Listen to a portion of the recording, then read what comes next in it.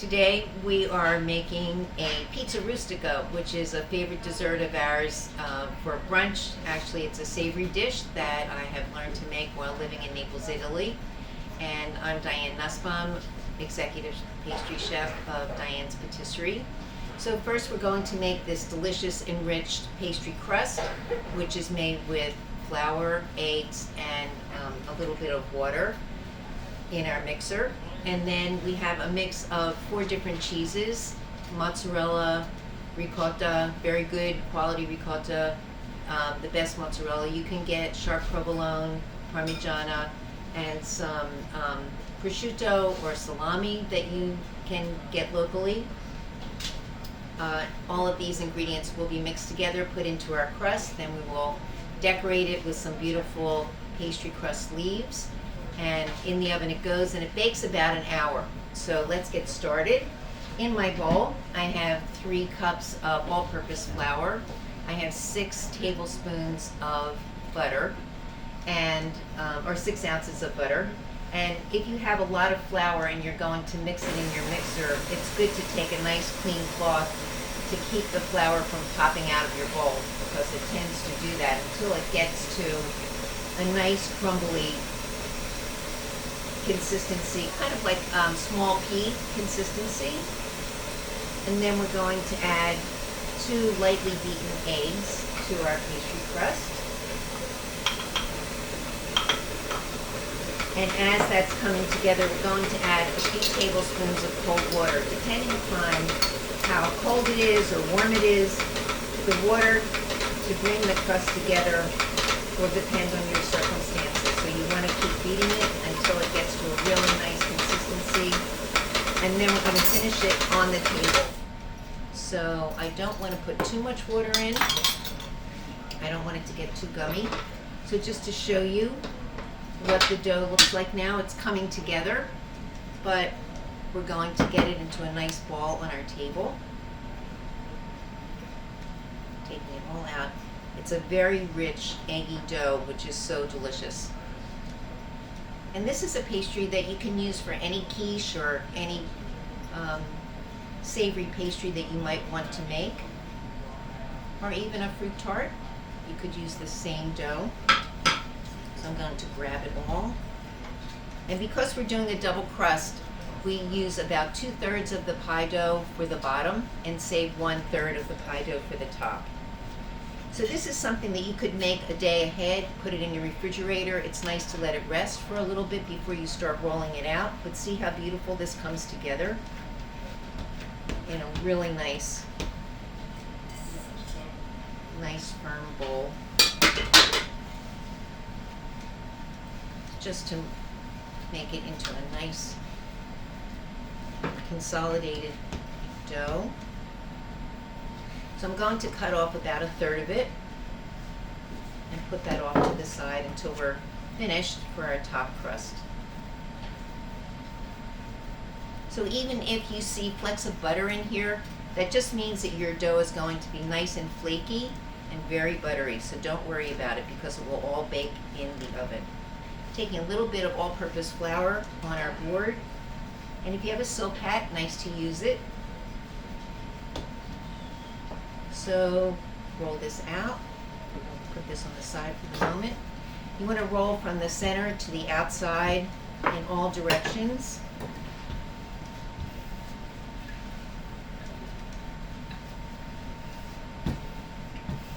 Every once in a while, picking it up to make sure that it's not sticking on your board or on your table, wherever you might be rolling it out. And see, you hardly need any flour to roll this out. It's just beautiful. So we want to make it a little bit bigger than our pie plate so that we can attach the top crust. So here it's going. Almost done. And if you have a very warm kitchen, you definitely should refrigerate your dough before you start rolling it out. So let's see how we are. All right, it's not sticking. It still feels a little thick to me, so I want to get it a little bit thinner. And that's the nice part of rolling it out and moving it, so you can tell if one place is thicker than another.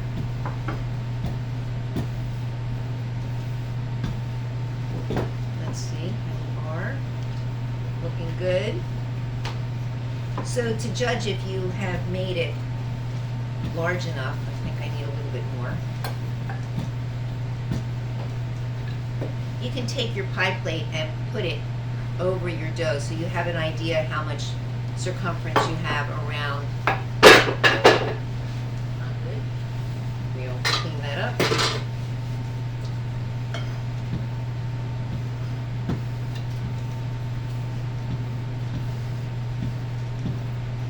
Alright, so now we'll fold it in half and gently ease it into our pie plate. And when you're doing this, you don't want to stretch it. You want to gently press it down into the pie plate, leaving the extra dough at the edges so that we'll be able to attach the top crust. Just push it so it gives you enough space.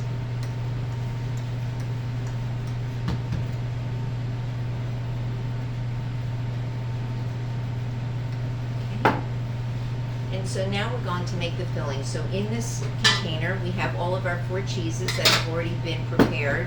We have our mozzarella, we have our ricotta cheese, we have some fine chopped parsley, our sharp provolone. I'm going to put it all in our bowl.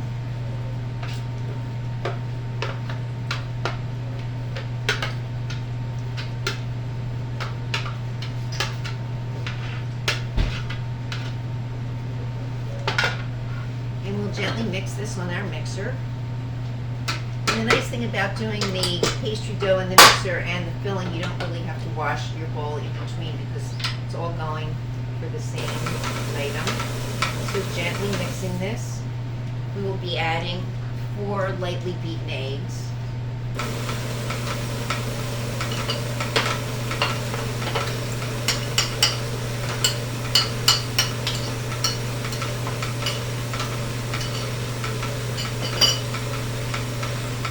And then we will also be adding our chopped salami or prosciutto, whichever meat you like. Or if you like to do something meatless, you do not have to add any meat to this product at all. It will be very delicious with just all of these wonderful cheeses. So just another mix.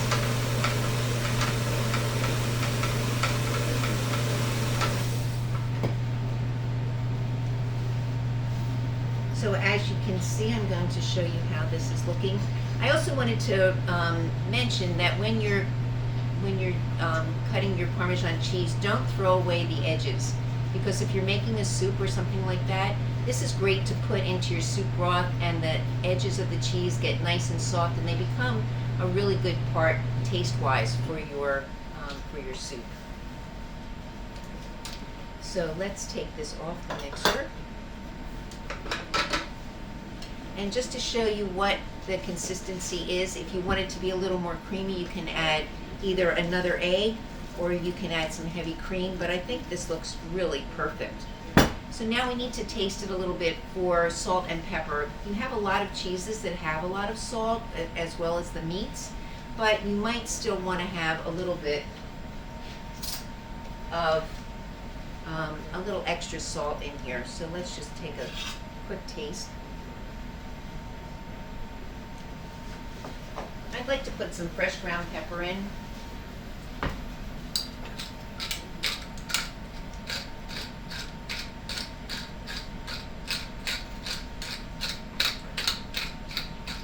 I think that helps bring up the taste.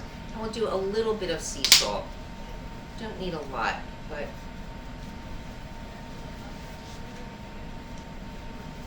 I think we like to have things that are a little bit saltier. So let's mix this and see how it is.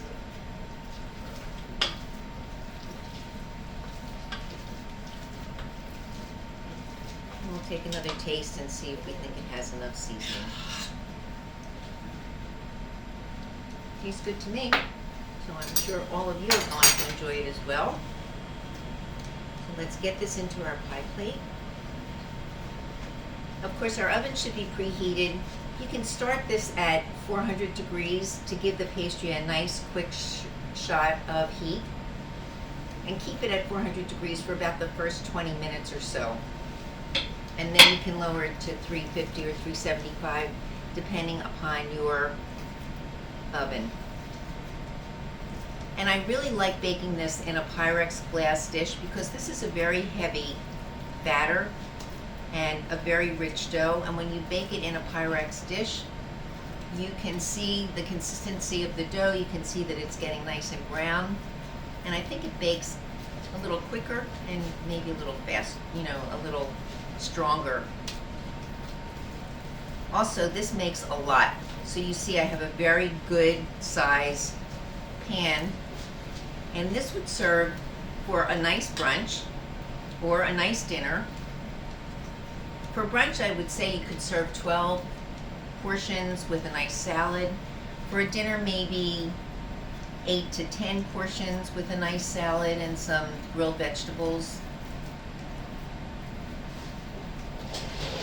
Okay, this looks great. Let's just put this aside for now. So to attach our top crust, we're going to gently dampen the sides of the dough with some water. Get rid of our salt, our pepper. So a little flour back on our board to roll out the top. And as you can see on the one that I've already finished, I put some very pretty decorations, some leaves, and I'm going to show you how to do a rose as well. Get rid of this as well. Give us a little more room for rolling out our dough. So again, rolling from the middle to the outside. So you try and keep it even on all sides. And you can make the top crust a little bit thinner. It doesn't need to be quite as thick as the bottom was. So again, I'm moving it. We can take this out of our way so you can see a little better.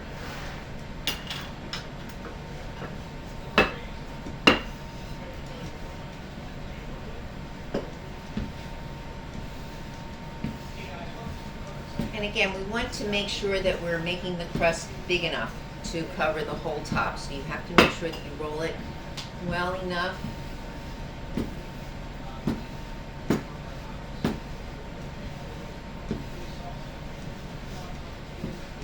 And using a silk pad, again, you do not need a lot of flour.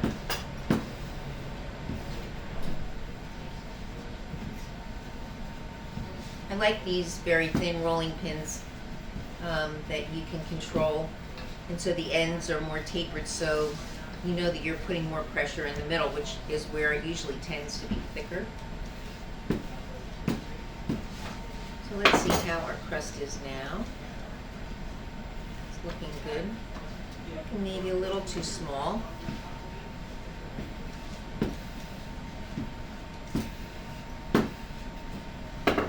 So again, I'm going to fold it in half so I can center it nicely onto the pastry.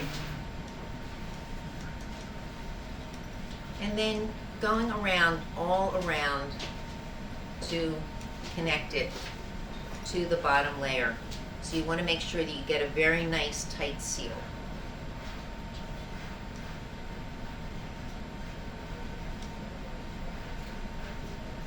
And if there's a little bit too much dough in one place, just trim it off, get it even. And these extra little pieces of dough we're going to use to make some very pretty decorations.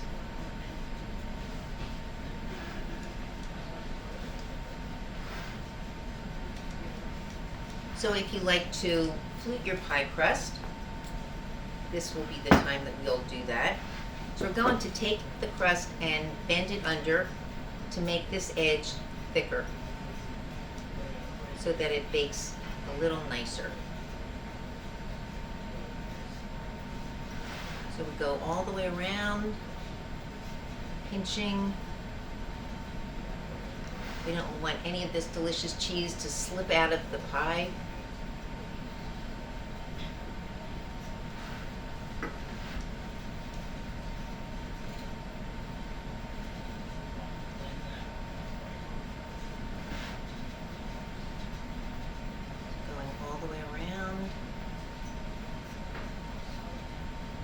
And some areas have a little more dough than others. So at the end, you can kind of go around and kind of make it even. And then to flute it, you press 2 fingers together.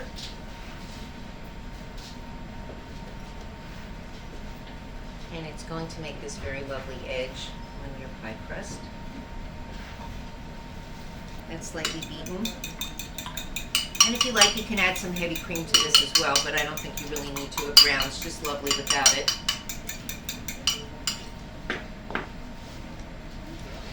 So we're going to brush it all the way around.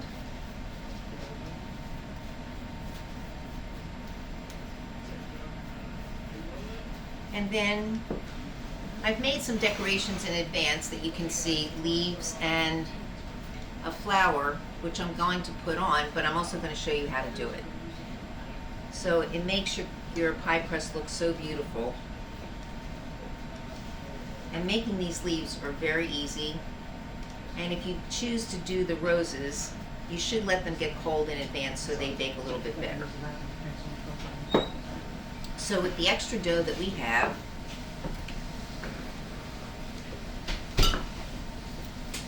you want to roll it out.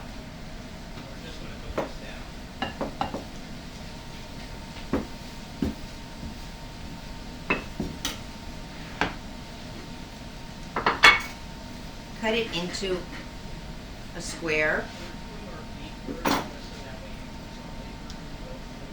So you have a square piece of dough.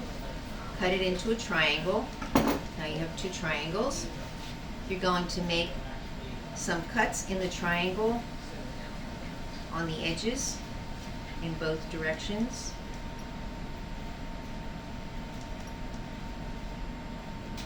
So now you have a leaf. You're going to squeeze it to give it some shape, and you're going to place it on your pastry. And this gives it a little height, a little texture. So again, brush these. For the rose, if you choose to do a rose, again, you have to roll it out.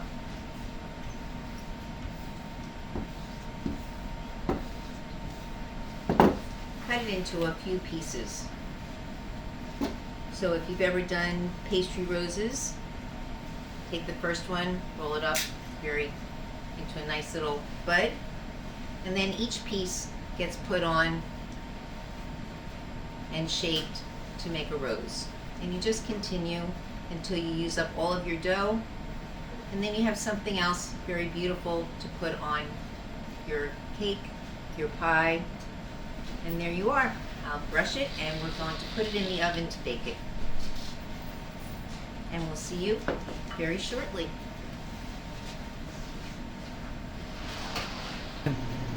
So in this pot, we're doing the beginning of a patisserie or cream puff dough for our Saint Honoré, Gâteau Saint Honoré. So in here I have 1 cup of water, 4 ounces of butter, and it's coming to a boil. As soon as it comes to a boil and the butter is melted, then I'm going to be adding 4 ounces of all-purpose pastry flour to make our dough. And we're almost there. It's boiling, but the butter has to be melted. And we're just about there.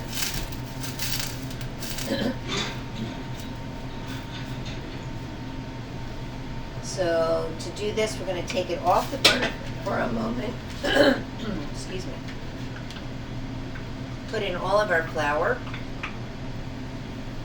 Put it back on the burner. And now we have to stir really hard to incorporate all of this flour to make it into a dough. And I guess the most important part of this is to make sure that you cook this long enough, because the longer you cook it, the more eggs you can add to your dough. And the more eggs you can add to your dough, the better your cream puffs are going to be. So you want to keep stirring until you get a nice smooth dough. We're almost there. And you can start to see a little film on the bottom of your pot, which is what you want. So you want to just keep stirring. And it's looking pretty smooth. Coming to a dough. There's a little bit of dough left on the bottom of the pot.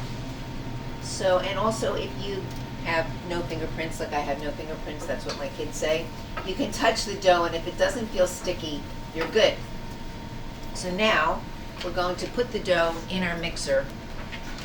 So this is what your dough is going to look like if it's hanging nicely from your beater. Then you don't need to add any more eggs. If it wasn't hanging nicely, you might want to add either a half of an egg, but generally this recipe is pretty foolproof, so it's looking good. So we are going to take a puff pastry sheet and put it into our pie tin and gently fold it into the pie tin. And again, cut off the extra.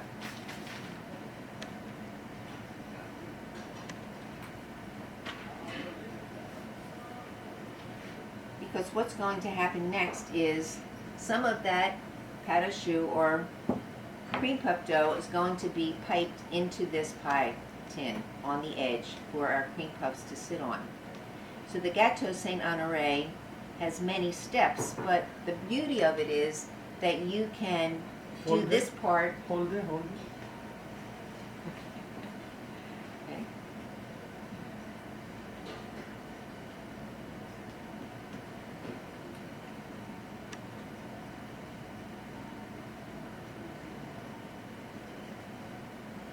Okay.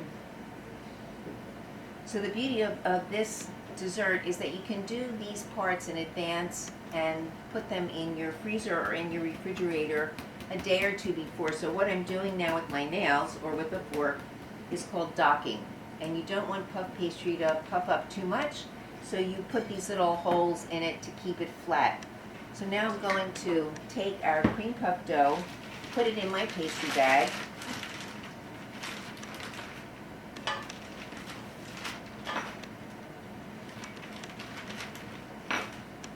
and whenever you're filling your pastry bag, you always want to turn the cuff back and never fill your bag above the cuff, because you'll see that you want everything to go down into the ridge, into your piping tip. So now we're going to pipe a rim right around.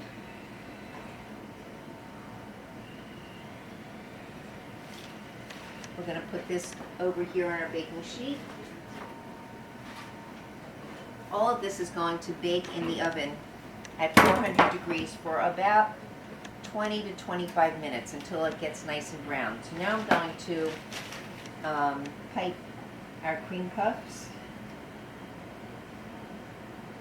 I'm using kind of a strange tip today, but we'll see how they come out. They should still be fine.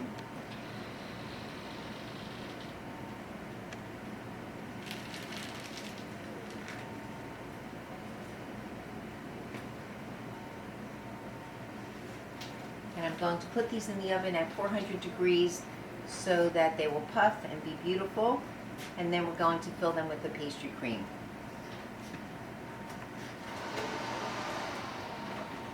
So I have 1 cup of milk and 1 cup of heavy cream that we're using to make our pastry cream that will be filling our Gâteau Saint-Honoré. So I'm putting all the milk in our small 2-quart pot, and I'm adding sugar to this. I want this to come to a full boil, and at the same time I'm going to start beating 2 eggs with some cornstarch and a little bit of sugar. I have 2 eggs, I have a little bit of sugar, I have a little bit of this milk, and I have cornstarch, which we like to use cornstarch instead of flour making the pastry cream.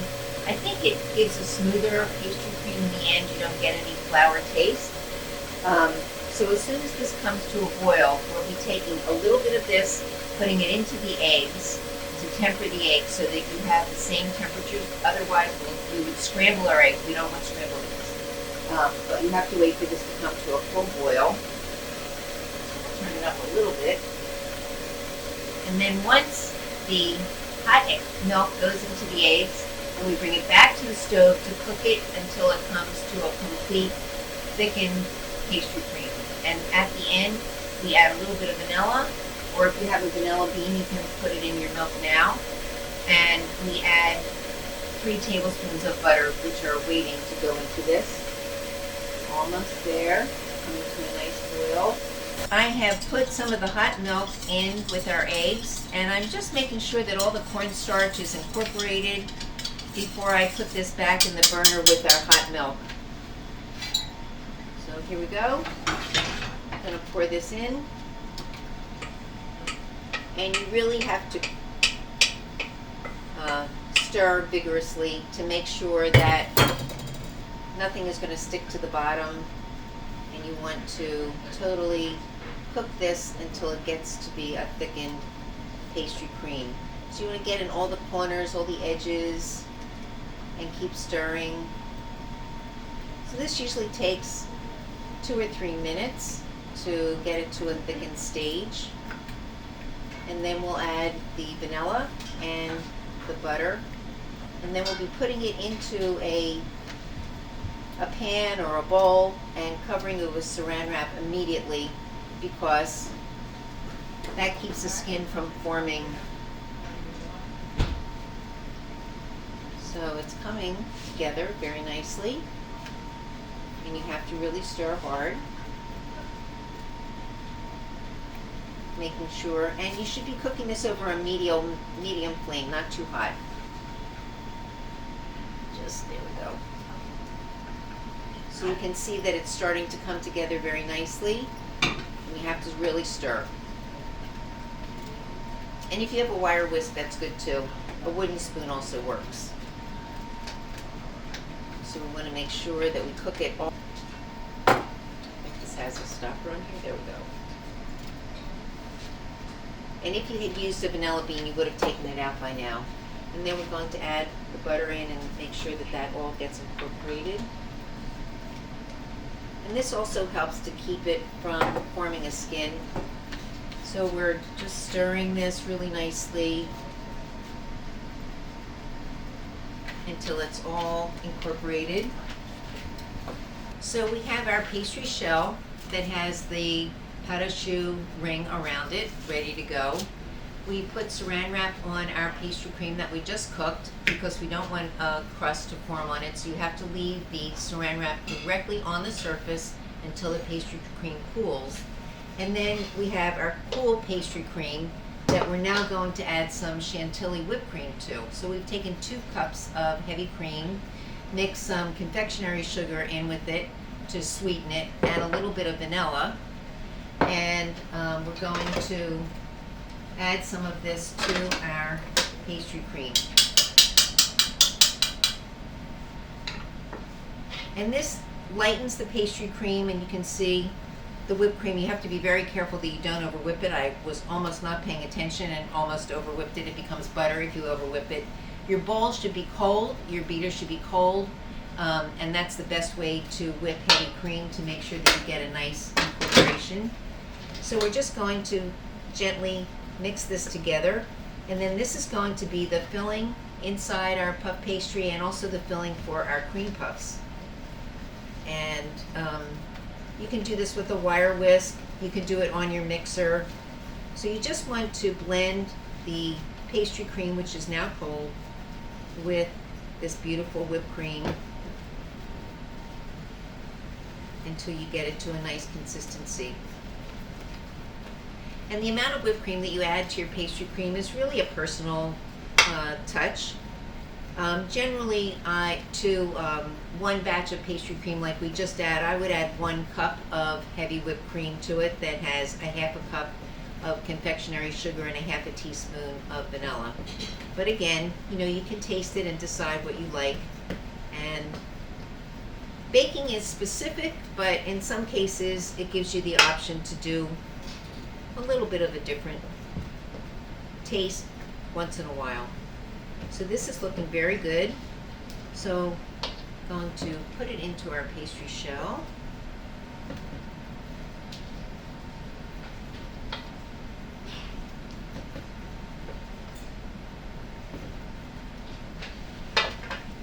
And gently smooth it out. And you can make it kind of like a little lump in the center, a little height for the center, because when we finish the dessert, you'll see why it looks better if it's like that. So we're leaving this rim available for the cream puffs to sit on. And we could actually do a little bit more.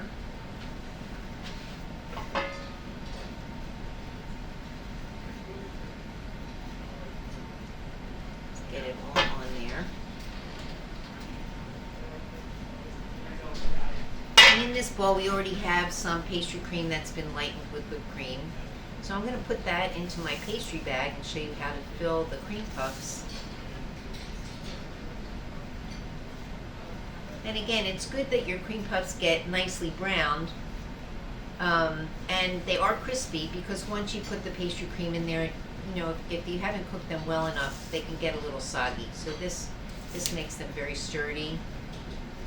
And the other thing that's really great to do is fill your cream puffs in advance and put them in the freezer, because when we do the caramel on the top of the cream puffs, it's much easier to handle them when they're frozen. Let's just put this over here for the moment. And let's use this to fill our cream puffs.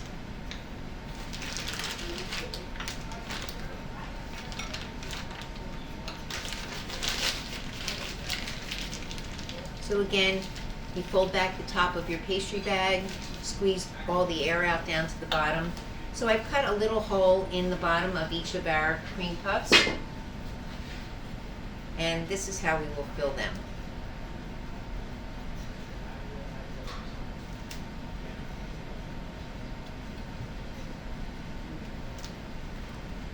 So as I have learned from one of my great chefs that I worked with, do all of one job first and then all of the next job. So we cut all the holes, get everything ready. And then when you're filling them, you can actually feel if the cream is going inside or not. Now I have my Saint Honore tip on here, so it's making it a little bit more difficult to fill them at this moment. But normally you would be able to fill them very nicely. And the other way to do it is to cut them in half and fill them when they're cut open, but then it makes it harder to caramelize the shell. So we're just going to get a little bit more in here.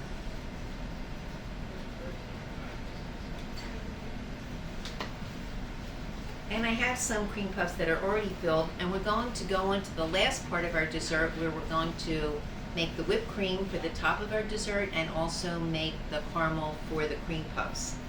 So we'll be back very shortly to continue with the rest of our demonstration. So we're using a very special tip to pipe our whipped cream. It's called a Saint Honore tip, and it's got this little V shape into the round tip. So you'll see it makes a very interesting pattern when you pipe it. So we're going to be piping these in white whipped cream, and then we're going to do the other half in chocolate whipped cream.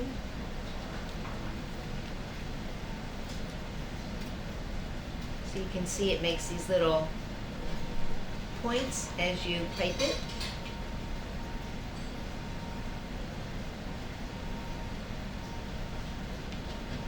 And then we're going to mix some cocoa powder in with our white whipped cream to do the other half. I think we'll do one more row of white whipped cream.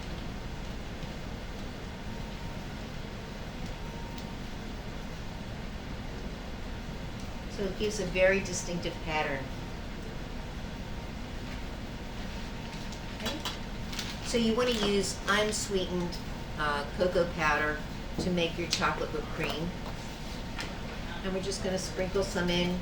It really depends how much cocoa powder you use, depends on how dark you want your chocolate to be. So we're going to just mix that in nicely.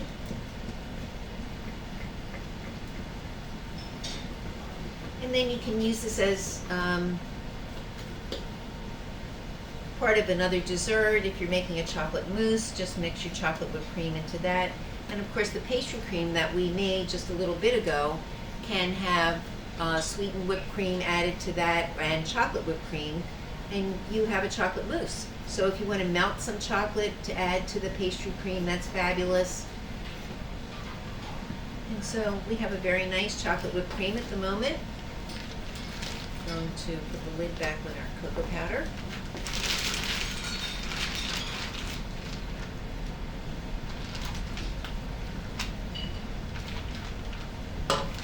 And again, push it down, squeeze out any air bubbles that might be in here.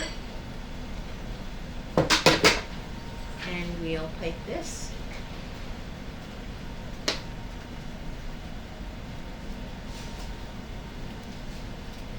So it gives a really beautiful design on the outside of your cake, and also adds another texture and layer.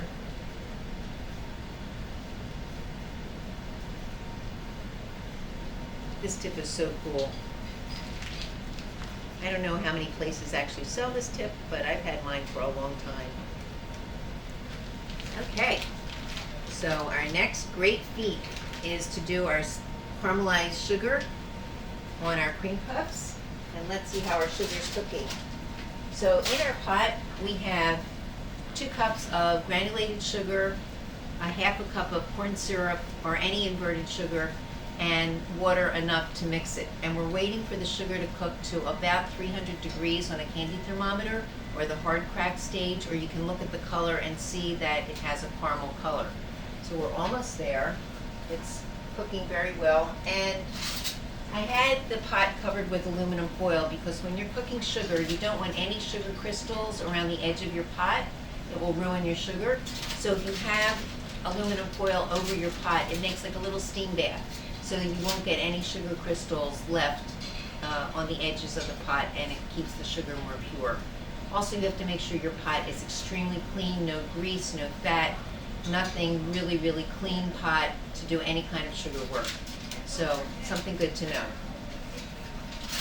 It's very much getting there. The bubbles, you can tell, are getting much closer together. So I'm just waiting to see that it gets to a little bit of a caramel color. And then we're going to do something that's very, very cool. We're going to make some spun sugar that you can see. It looks like hair or whatever. It's been since yesterday, so it's a little sticky. When we make it today, it will be strands of sugar that we'll put in the center of our dessert to make it really beautiful. And so this is my cone. Some chefs take spatulas or anything metal and cut points into that, but one of my French chefs showed me just cut a cardboard, and we're going to just swing it along and make our sugar. So you're going to see that the cream puffs are going to have this nice flat edge. We dip them twice to give it this very French look, and that's how the dessert was always presented. We're almost there. So our sugar has cooked to a nice caramel, not too dark color, and we're going to dip it in some cold water. You see, this helps to stop the cooking immediately. And now we will start dipping our cream puffs. So I like to kind of tilt the pot so I can get into it a little more easily. And we dip them, put them down, and then we'll dip them again. So remember the order that you dip them in, because that's the order you're going to go back to get them. Because you want them to cool so you can lift them up off the mat. And of course, if you make a couple extra, no one will complain. So people usually like to have more than one of these cream puffs, even though we put a certain number around. So this size dessert would nicely serve 8 to 10 people. It's very rich.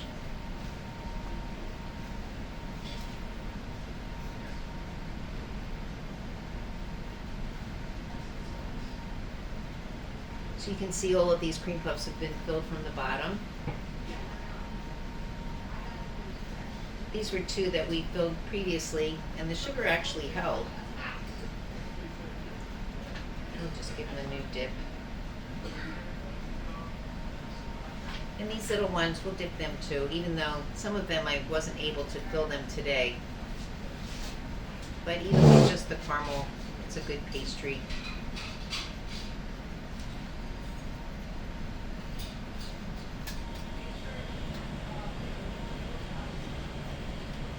So in order to spin sugar, to make it the spun sugar that I have there, it has to cool down at least 25 to 30 degrees less. I'm going to get rid of this now.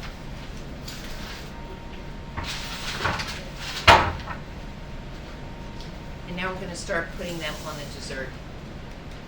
Okay, so we have a nice flat surface. I'm going to dip it again, let it drizzle a little bit on our shell, and put the cream puffs. So I'm just going to continue.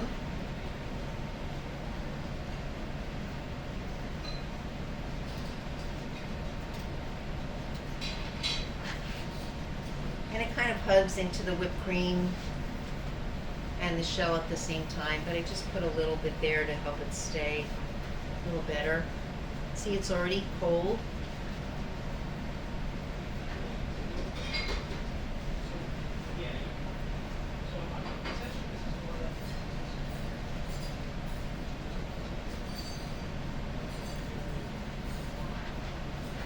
All the way around.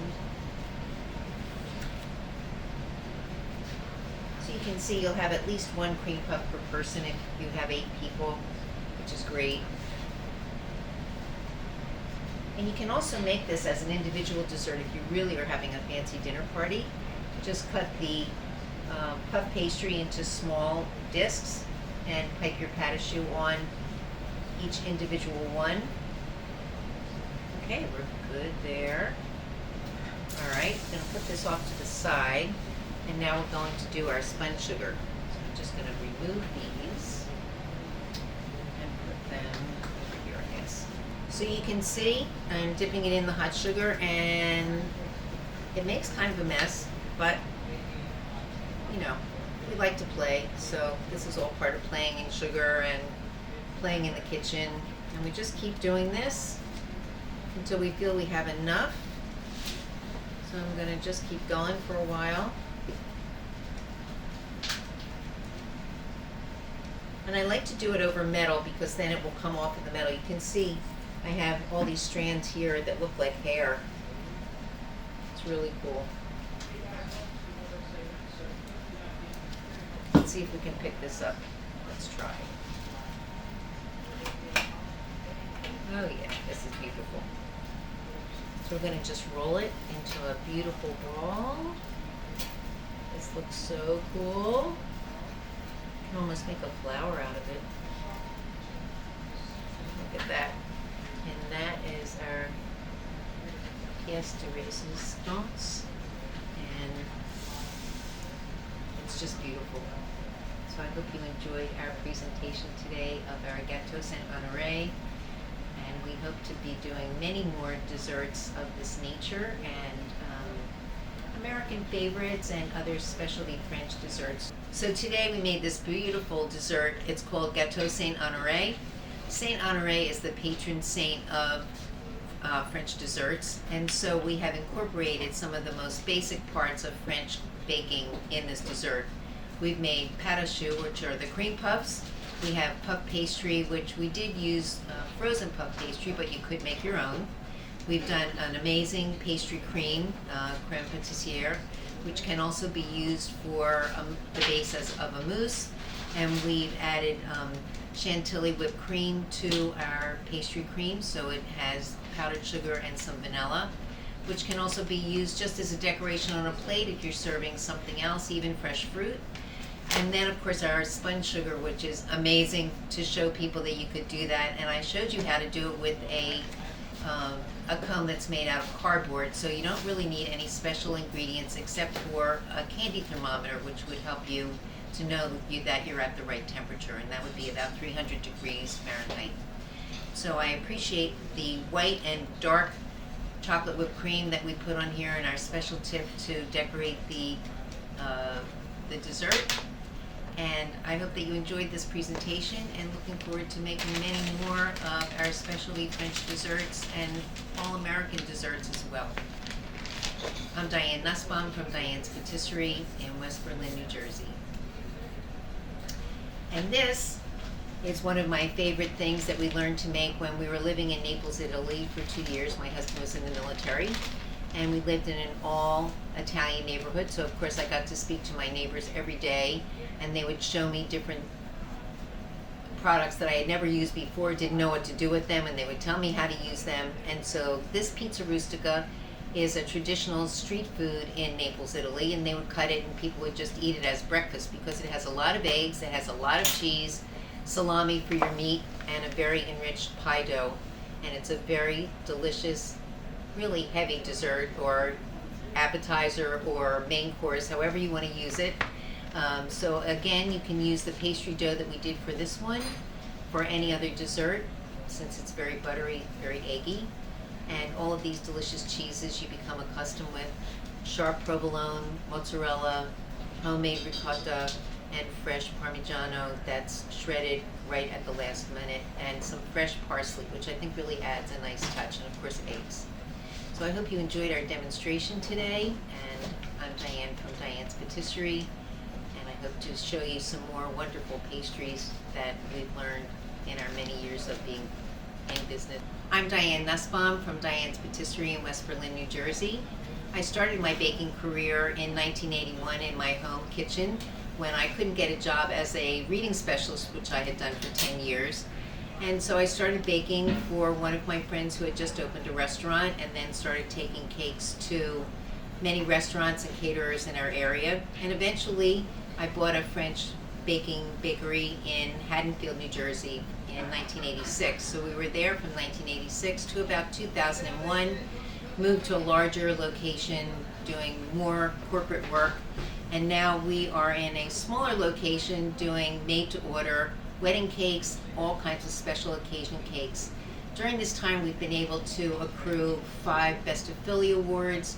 We did the opening desserts for a Cezanne exhibit at the Philadelphia Museum of Art. We created the Bourse building for its 100th anniversary. And we've done many other really exquisite projects like that. People bring us ideas that they want made into a cake, and we help them make it into something wonderful and delicious. We've had so many great reviews. We're in the Hall of Fame for the Knot for our wedding cakes, also Couples Choice Award for wedding cakes since 2012. And so our goal is to make things that are both beautiful and delicious, and we have an extensive menu of many things that I've learned along the way, having worked with many French pastry chefs, German pastry chefs, Italian pastry chefs. It's just a wonderful ride, and we enjoy every day making something creative and different and delicious. So I hope you'll enjoy many of our creations to come, and you can always visit us on our website, dianespatisserie.com. You can also place orders online. We confirm them, you pay online. So in today's world of not wanting to be in contact with people too much, you can come and pick it up, and you have your special dessert made to order. As far as contacting me directly, our phone number is area code 609-560-4111, and please find us on the internet at dianespatisserie.com.